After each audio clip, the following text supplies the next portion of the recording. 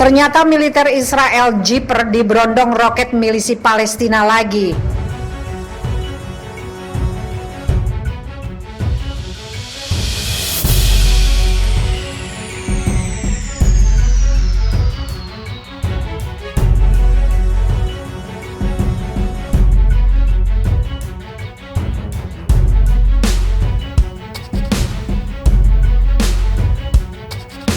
Meski sudah menyepakati perjanjian gencatan senjata dengan kelompok milisi Palestina, pasukan pertahanan Israel ternyata masih punya kekhawatiran.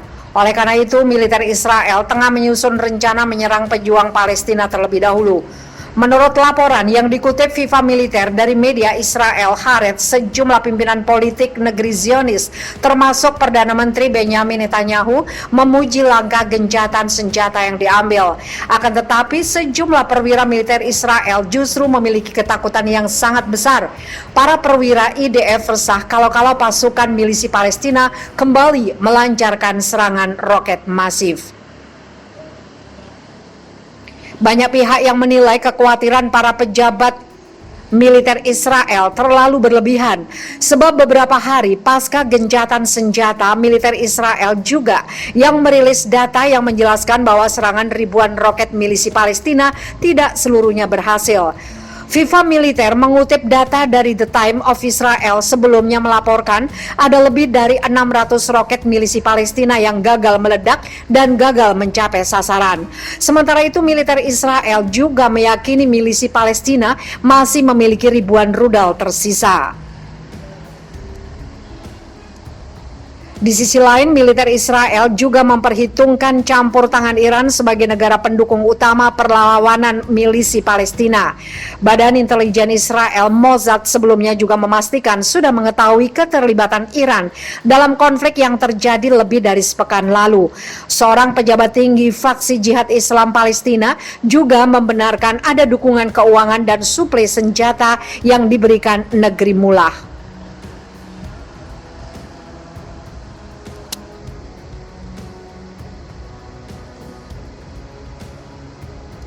Janji bantu bangun kembali Gaza, Biden minta Palestina akui Israel. Presiden Amerika Serikat Joe Biden berjanji untuk membantu upaya pembangunan kembali Gaza usai digempur Israel selama 11 hari. Biden menyatakan bahwa pembentukan negara Palestina berdampingan dengan negara Israel menjadi satu-satunya jawaban untuk konflik tersebut. Seperti dilansir Reuters dan AFP Sabtu 22 Mei, Biden juga mencetuskan agar Palestina juga mengakui hak keberadaan Israel. Pernyataan ini disampaikan setelah gencatan senjata disepakati Israel dan milisi Palestina setelah pertempuran berdarah sejak 10 Mei lalu. Dalam konferensi pers di Gedung Putih pada Jumat 21 Mei waktu setempat, Biden menegaskan bahwa solusi dua negara menjadi satu-satunya solusi untuk menyelesaikan konflik Israel-Palestina. Gagasan solusi dua negara dengan berdirinya negara Palestina yang berdaulat berdampingan dengan Israel dan Yerusalem sebagai ibu kota bersama telah menjadi landasan diplomasi internasional selama bertahun-tahun. Kebijakan Amerika Serikat di bawah mantan Presiden Donald Trump dikritik karena secara terang-terangan mendukung Israel dan mengabaikan Palestina. Proposal perdamaian Timur Tengah yang disusun penasehat dan menantu Trump disebut memberikan solusi dua negara. Namun proposal itu mencetuskan negara Palestina dengan kedaulatan terbatas dan Israel menjaga keamanan atas negara itu. Proposal itu ditolak oleh pemimpin Palestina. Dalam pernyataannya, Biden menyebut Partai Demokrat masih mendukung Israel. Dia juga menegaskan tidak ada pergeseran untuk komitmen Amerika Serikat terhadap Israel. Tidak ada pergeseran dalam komitmen saya untuk keamanan Israel. Titik. Tidak ada pergeseran, tidak sama sekali, tegasnya. Tapi saya beritahu ada pergeseran apa? Pergeserannya adalah kita masih membutuhkan solusi dua negara. Itu satu-satunya jawaban, satu-satunya jawaban. Cetus Biden. Biden menyatakan dirinya telah meminta diakhirinya pertempuran antar komunal untuk kelompok ekstremis dari kedua belah pihak. Dia menilai hal itu sangat penting untuk memastikan keamanan bagi warga Palestina di tepi barat dan membantu warga Gaza. Dia juga menyatakan bahwa warga Israel, baik keturunan Arab maupun Yahudi, harus diperlakukan setara. Lebih lanjut, Biden mencetuskan bahwa Palestina juga harus mengakui hak keberadaan Israel.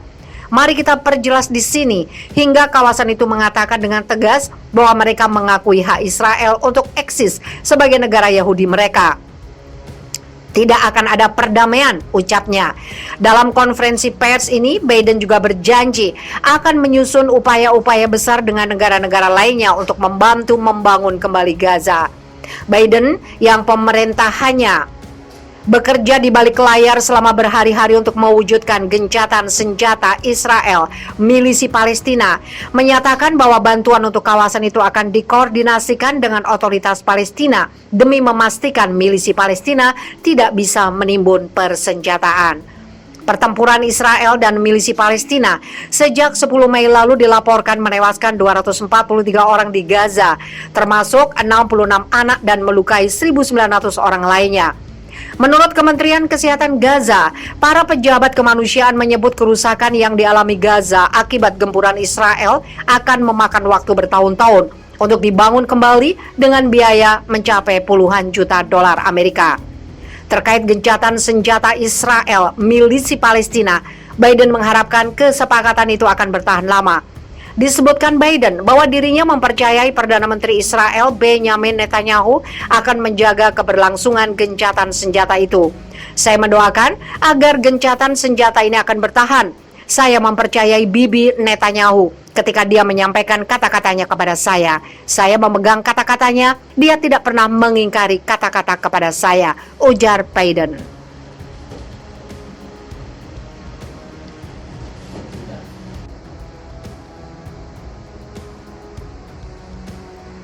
Viral video baku hantam sesama Yahudi keluarlah dari Palestina, kutukan untuk orang Israel telah tiba. Sebuah video pertengkaran di dalam tempat ibadah umat Yahudi viral di media sosial.